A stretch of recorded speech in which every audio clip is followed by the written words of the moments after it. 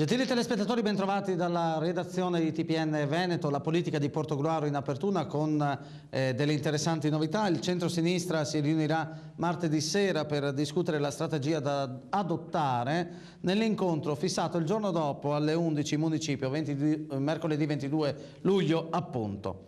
In quella data infatti ci sarà un nuovo incontro tra i rappresentanti dei partiti che fanno riferimento a Bertoncello e quelli che invece fanno da fulcro per Tabaro. E a proposito delle liste che appoggiano Tabaro, dopo l'ordinanza con la quale il TAR del Veneto ha respinto la richiesta di sospensiva dei risultati elettorali, ci scrive Angelo Tabaro, il sindaco Bertoncello ha ritenuto di incontrare i capigruppo consigliari e i rappresentanti delle liste di entrambi gli schieramenti. Nell'incontro ho ribadito quanto più volte detto: è necessario ricercare una soluzione politica alla crisi. Ho invitato il sindaco Bertoncello a non insistere nella contestazione dell'esito del voto con schermaglie giuridiche e procedurali. In questo modo non si risolvono i problemi. È necessario che il sindaco si assuma la piena responsabilità dei compiti di governo che gli competono. Se desidera veramente il bene della città, deve ricordarsi di essere il sindaco di tutti e non solo della parte che lo ha eletto. Esistono due aspetti di una verità incontrovertibile.